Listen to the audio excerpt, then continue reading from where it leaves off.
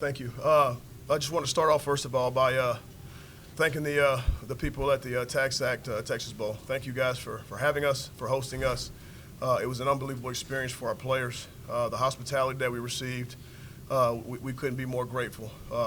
It was certainly a class act, a well-run venue, and we couldn't be more appreciative. So thank you guys for that. As it pertains to the game, I started off the week by saying obviously there would be no excuses. As you guys can see, that we went to battle here with a pretty limited roster, and yet I'm disappointed in myself that I couldn't have been better for the players today. I fully expected us to win the game. I thought we had a plan that we put together as a coaching staff that would lend to allowing our players to go out and make plays, and that plan was obviously not executed well. So I'm disappointed for our players, the effort and the resiliency that these guys showed in the midst of adversity. It's a hurtful feeling right now as a coach to go out there and fall short today. So I'm extremely proud of our seniors, the guys who chose to play and continue to represent LSU in the right way. Those guys gave so much to this program. And again, I'm disappointed that I couldn't allow those guys to go out and celebrate a victory today. The future at LSU is extremely bright. I can promise you this, regardless of the scenario, the kids that we have at LSU, they love LSU. It means something for them to put on that jersey every day, and we're going to continue to fight to the end. Coach Kelly's going to take these kids to new heights. I think these guys, they have a well-deserved break coming to them, and they're going to come back inspired. My message to the team following the game was to remember this feeling, allow it to drive you to be better. When we start winter conditioning, we start spring practice, I want this feeling to completely drive our players to give more, to be more, and to never feel like this ever again. So with that, I'll take questions you guys have. Brad, the advocate, just the job that John Trey did tonight, what did you just think of how he kind of stepped into that role? Sure. When he was able to provide you like quarterback? The kid, I'm so proud of him. Obviously he hadn't played quarterback since high school. It was an unbelievable opportunity for him to finish his career. He's the epitome of a selfless kid, and what I mean by that is, he probably didn't have the career that he expected to, coming out of high school, and yet he never complained. He never wavered in his commitment to LSU. He never thought of transferring or quitting. He was a polar opposite. In fact, he was positive. He was selfless. He was giving. He was encouraging to his teammates. And so when he got an opportunity to play, the entire team rallied behind him. Obviously, quarterback is not his natural position, and so, there were mistakes that were made today. As a coach, we should have put him in a better position, so those mistakes weren't made. But in terms of the heart and effort that he gave, I couldn't ask for anything more. What led to the decision to make him the quarterback, and how did you have that conversation with him? Well, there wasn't anybody else. There were a lot of factors. Obviously Max Johnson transferring. Matt O'Dowd had an injury, where he was unable to play. Garrett Nussmeier, obviously there was a NCAA ruling that was not in his favor, and so he was not allowed to play in this game, what would have cost him a redshirt year. So we didn't want to put him in that position, and so really we were left with Tavian Falk and John Trey. So in regards to the conversation, our mantra has been next man up. We've dealt with so many things, opt-outs, transfers, COVID, injuries. We've had so many guys who've had to step up. So he was one of many, and so I knew the moment the opportunity presented itself, he'd jump at it, and he gave everything he had to help us. Was it Nussmeier's decision not to play time, or was it the team's decision? I think it was a collective decision. As a coach, I always tell myself I'll never ask a kid to do anything I wouldn't ask my own sons. And so for him, selfishly, I could have put him in a conundrum where he had to make a decision that affected his future. I didn't want to allow that to happen, so we did everything we could to protect him.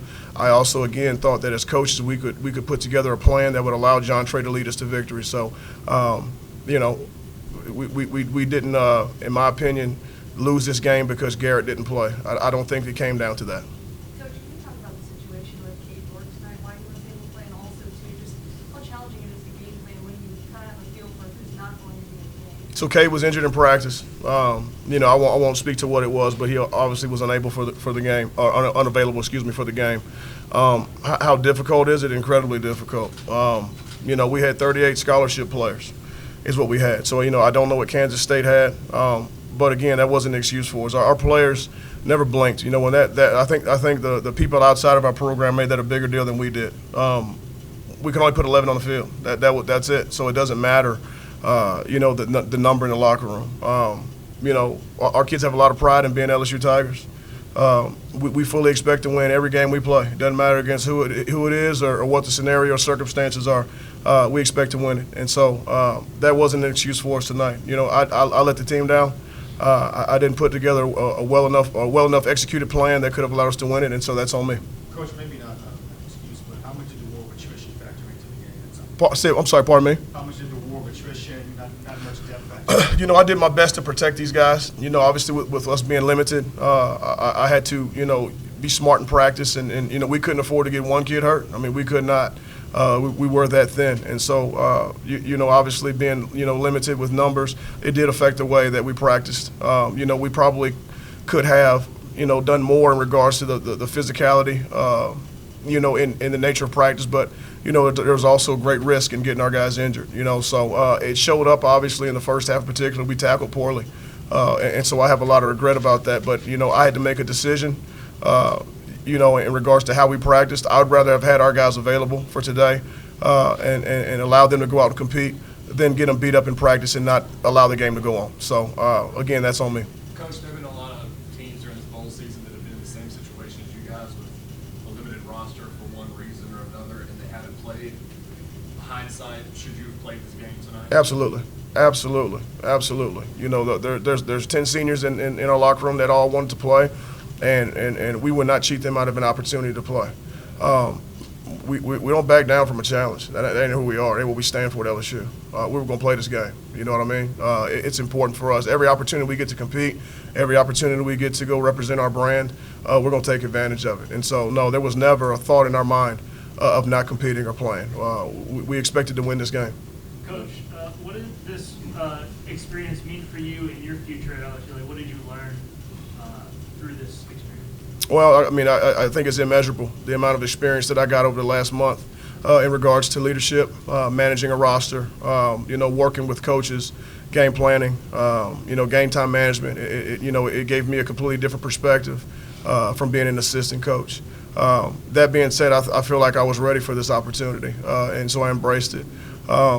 What I did learn really more so than anything is that, a head coach is really only as strong as the support that he has. And so, we obviously had a limited amount of, assistant coaches available, but the guys that stepped up, our analysts, quality control guys, GAs, the effort that they put in to coaching our guys, I can't be more thankful for. And so, again, we busted our tail to put together a plan that would give us a chance to win, and I didn't get it executed.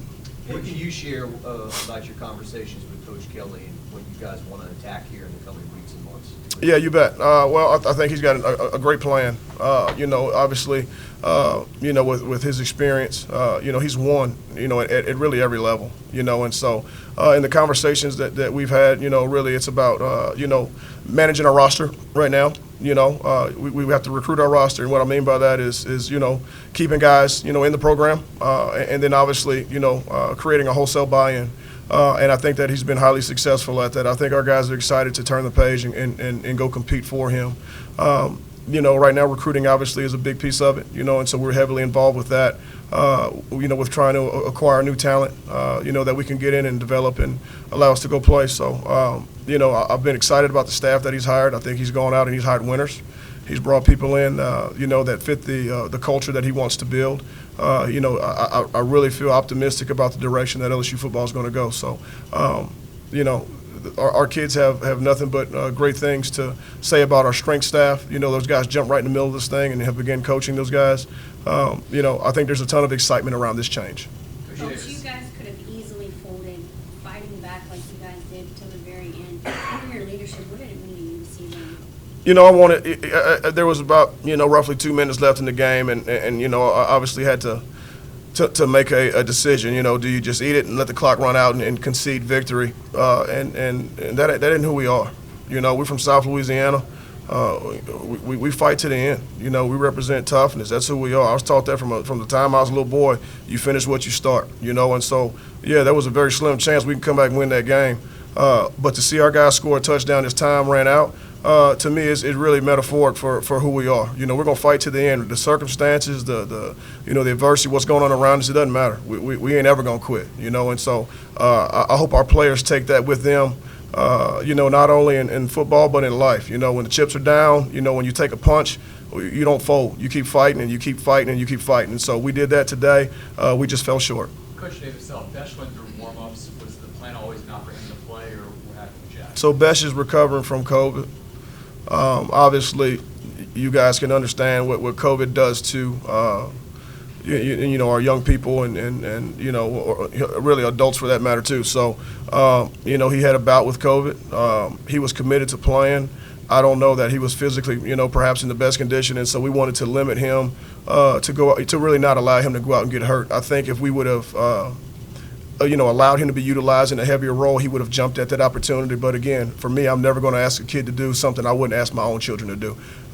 And so we limited him, and we try to protect him. His future at LSU is going to be bright as the sun, And so putting him out there and risking, further injury was not wise. And so we limited him today.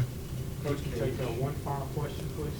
Big Cage had a good game with defense. What do you think it meant to guys like that who might not normally have this sort of spotlight game? You bet. That's why guys come to LSU.